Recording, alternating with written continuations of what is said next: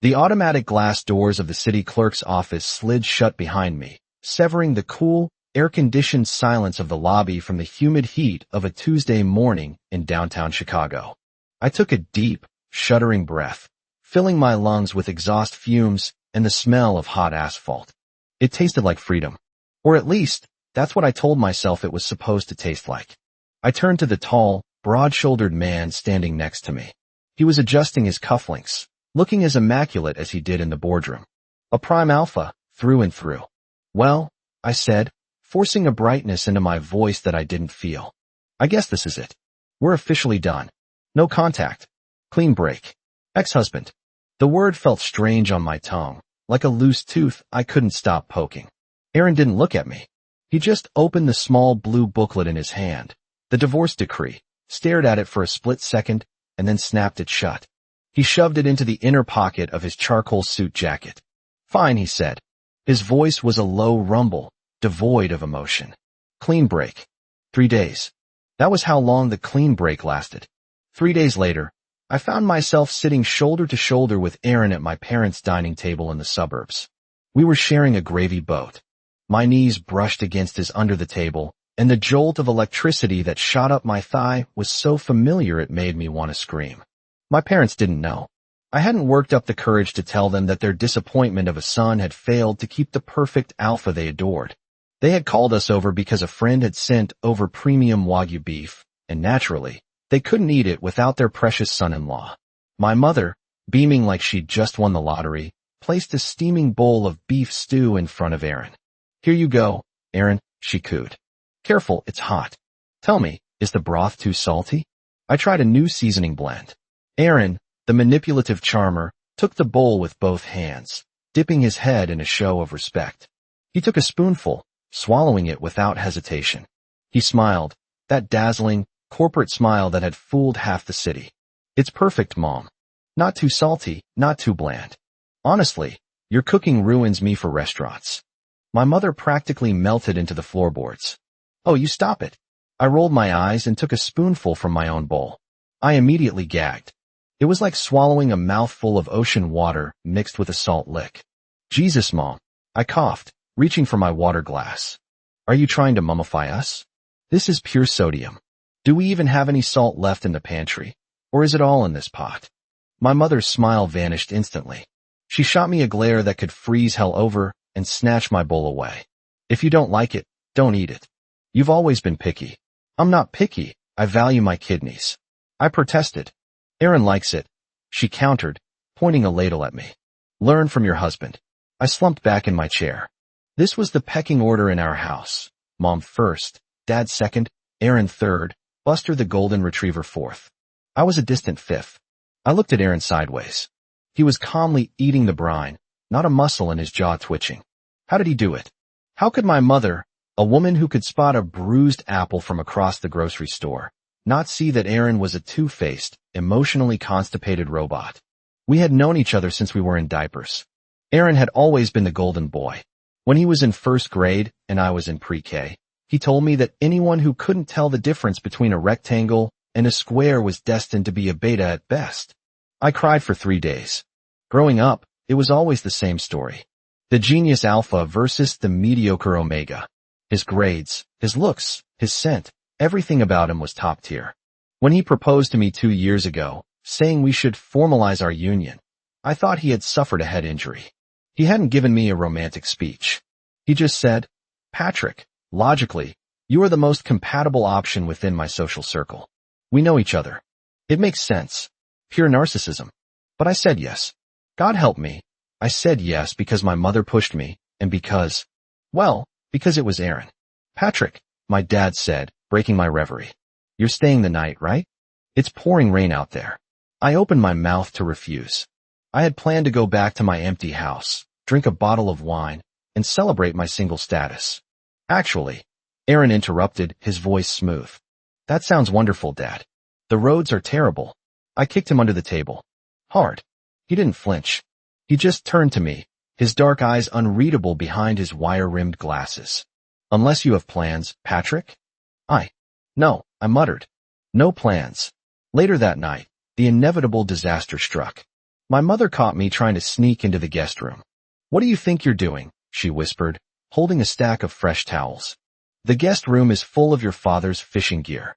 You sleep in your old room with Aaron." "Mom, Aaron has work early." I toss and turn. "I don't want to disturb him," I lied, desperate. "Then sleep still," she snapped. "Go on." Defeated, I walked into my childhood bedroom. Aaron was already there. He had just set a pile of blankets down on the bed. The room smelled like him, cedarwood and rain, a scent that used to make my inner Omega purr, but now just made me angry. "You," I hissed, pointing a finger at his chest. "You are sleeping on the floor." Aaron looked at the floor, then at his silk pajamas, then back at me. His expression clearly said, "I am a CEO, I do not sleep on laminate flooring." "The floor is dusty," he said simply. He climbed into the bed, staying strictly on the far right side. "I will stay over here. You stay over there. I'm telling Mom about the divorce next week," I whispered furiously, grabbing a pillow to build a wall between us. "If she invites you over again, you tell her you're in Tokyo or something." "Fine," he said. He took off his glasses, placing them on the nightstand. Without them, he looked younger, less severe. "Good night, Patrick." "Whatever." I lay there in the dark, staring at the glow in the stars I'd stuck to the ceiling 10 years ago. The silence was heavy. It was humiliating. I was the one who asked for the divorce, yet Aaron was so calm about it.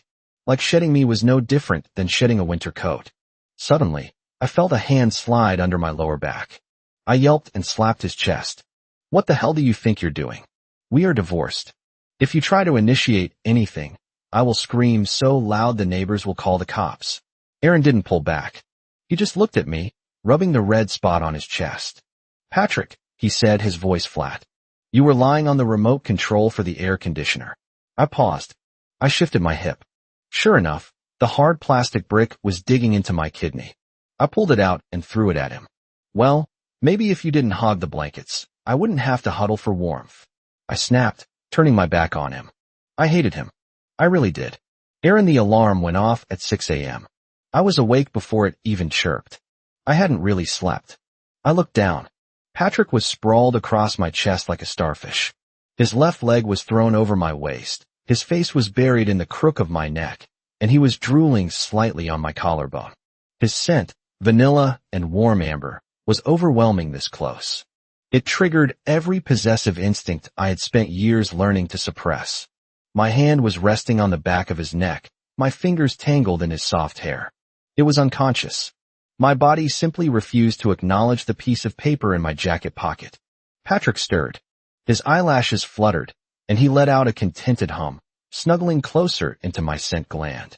Then, reality hit him. He stiffened. His eyes snapped open. He scrambled backward so fast he nearly fell off the bed. "Gah!" he shouted, wiping his mouth.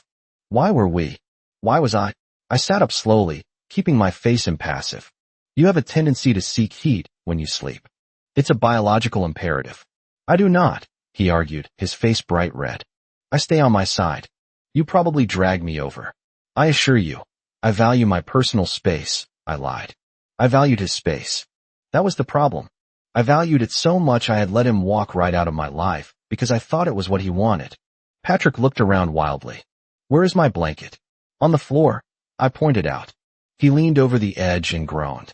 He pulled up his old, lumpy quilt, the one he called the ravioli because the stuffing had bunched into squares, and glared at my down comforter. "Life is so unfair," he muttered. I stood up and began to unbutton my pajama top. I could feel Patrick's eyes on me. I knew he was looking. He always looked when he thought I couldn't see. I kept my movements slow, deliberate. "Patrick," I said, turning to face him. "Do I have a spare shirt here? This one has a crease from the suitcase." He blinked, shaking himself out of a trance. Yeah? Closet. Left side." He scrambled out of bed and went to the closet. He pulled out a crisp white Oxford shirt and a navy tie. He held them out to me, his movements automatic, practiced over 2 years of marriage. Then he froze. His hand grip tightened on the hanger. "Wait a minute," he said, snatching the shirt back. "We're divorced. I'm not your valet. Manage your own wardrobe." He threw the shirt onto the bed. "Take your stuff and leave, Aaron. Don't come back." I looked at him.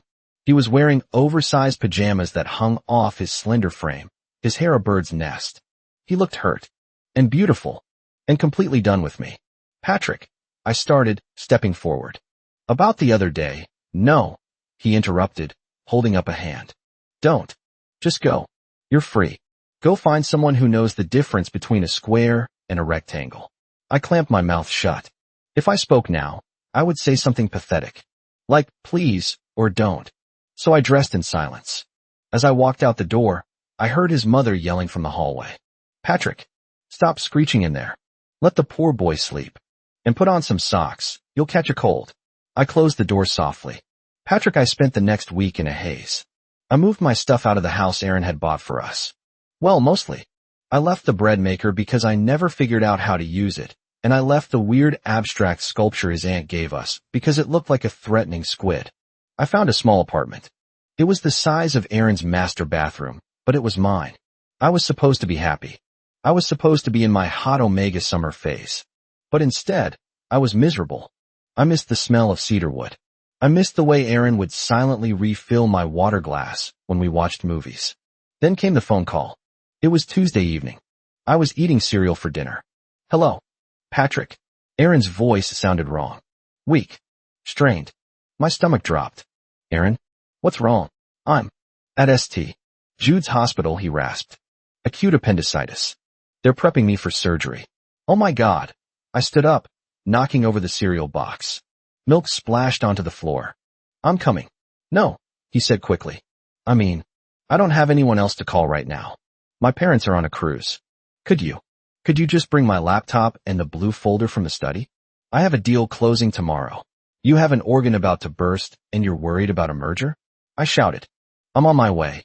I didn't just bring the laptop. I packed a bag with his toiletries, his softest sweatpants, and his phone charger. I raced to the hospital, my heart hammering against my ribs like a trapped bird. When I got to room 304, Aaron was lying in the bed, looking pale and sweaty. He looked small, which was a word I never thought I'd use to describe a 6'2" alpha. I dumped the bag on the chair and rushed to the bedside. Aaron? Hey. He opened his eyes. They were glassy. You came. Of course I came. You idiot. I said, my voice trembling. How are you feeling? Like I swallowed a knife, he grunted. Why didn't you call Sean? I asked. The name tasted like vinegar.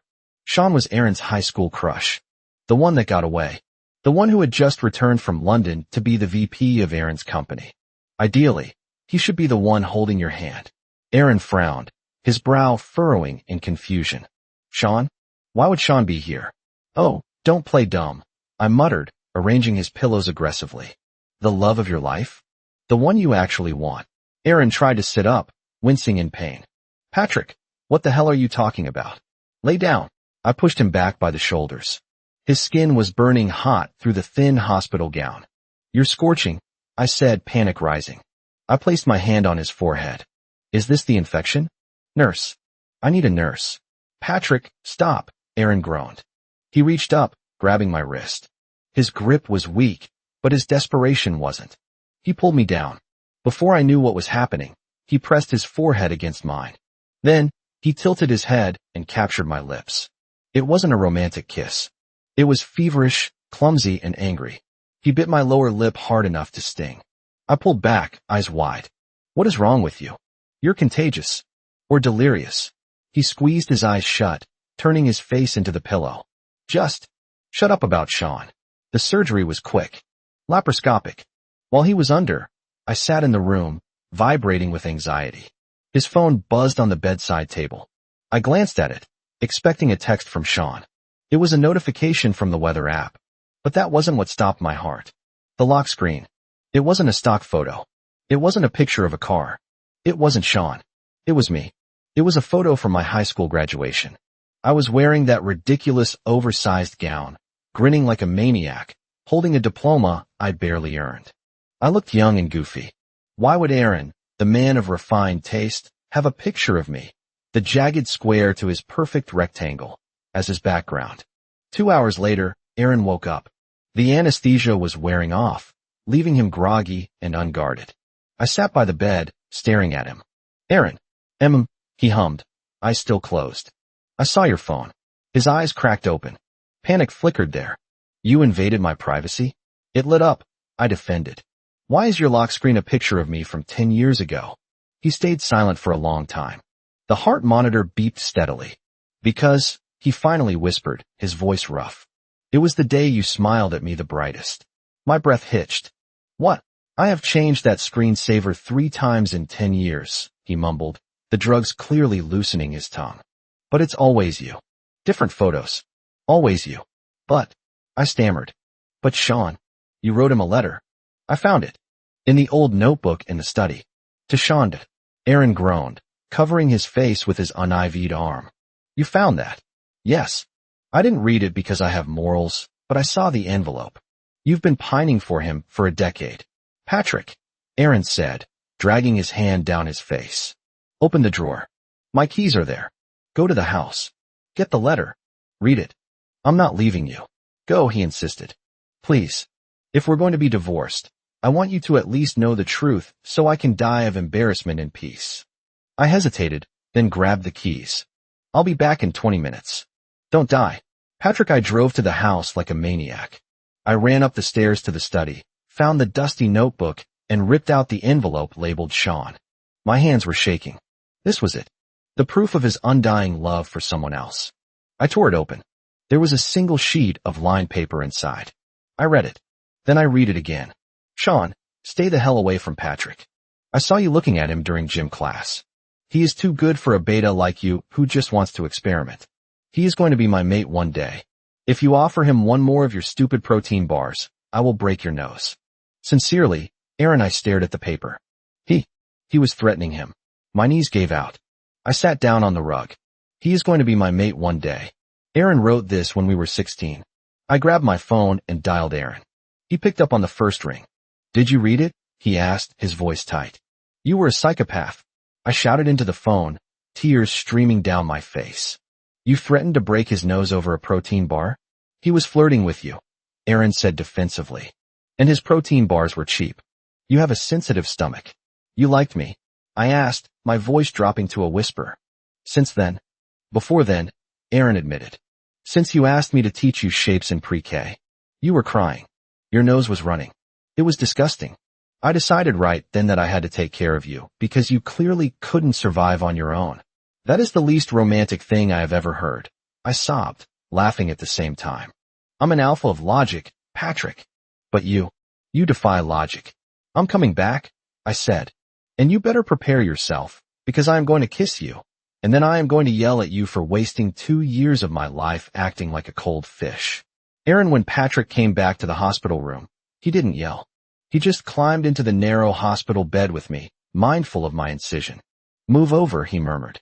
This is against hospital policy, I said weakly, shifting to make room. Shut up. He curled into my side, burying his face in my neck. He took a deep breath, inhaling my scent. You smell like antiseptic and regret. And you smell like home, I whispered, kissing the top of his head. So, Patrick said, tracing a pattern on my chest. We're divorced. Technically. Can we fix that? I believe the city clerk has a return policy, I joked dryly. Patrick laughed, the vibration rumbling against my ribs. I love you, Aaron. I thought I was unlovable compared to you. I thought I was the consolation prize. You were the grand prize, I said fiercely. I was just terrified that if I held on too tight, you'd realize I was boring and possessive and leave. You are boring and possessive, Patrick agreed.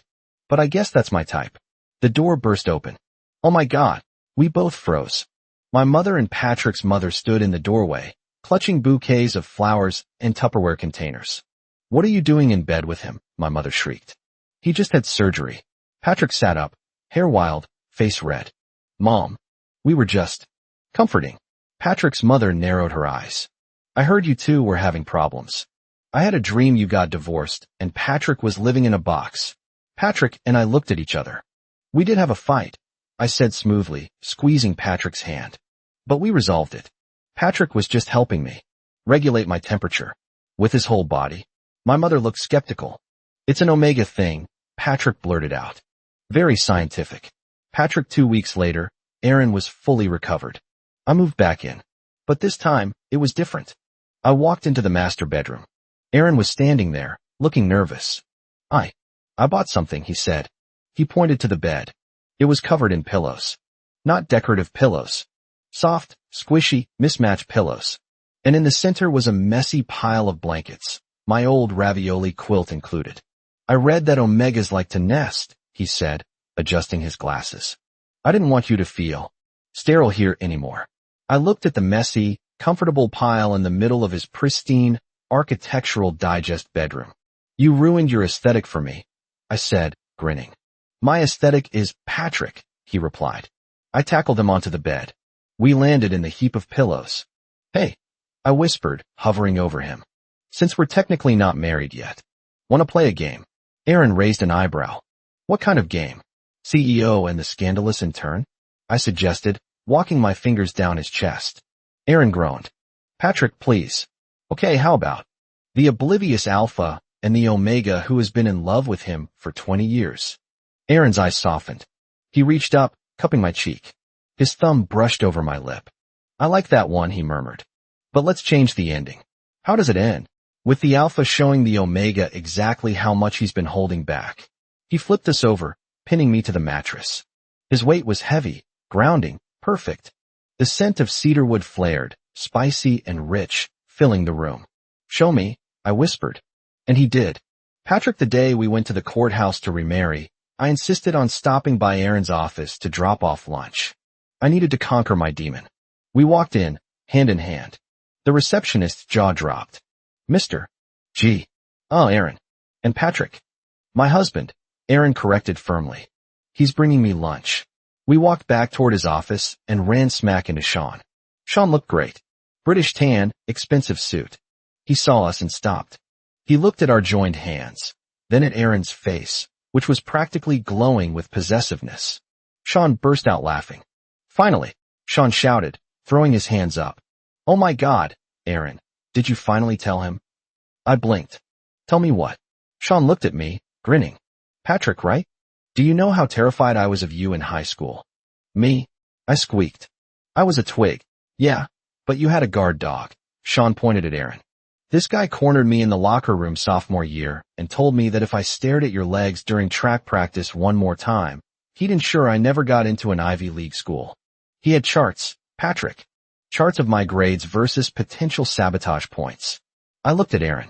He was examining the ceiling tiles with great interest. Charts? I asked. Risk assessment, Aaron muttered. I laughed. I laughed until my sides hurt. I squeezed Aaron's hand. Come on, you psycho, I said lovingly. We have a wedding to get to. Aaron looked down at me. The look in his eyes was so intense, so full of raw, unfiltered adoration, that my breath hitched. Ready? He asked. Ready, I said. And Aaron? Yes. If you ever divorce me again, I'm taking the dog. Noted, he said, pulling me into the elevator and pressing the button for the lobby. But don't worry. I plan on being your problem for the rest of eternity. The doors closed, sealing us in. Just us. Exactly where we belonged.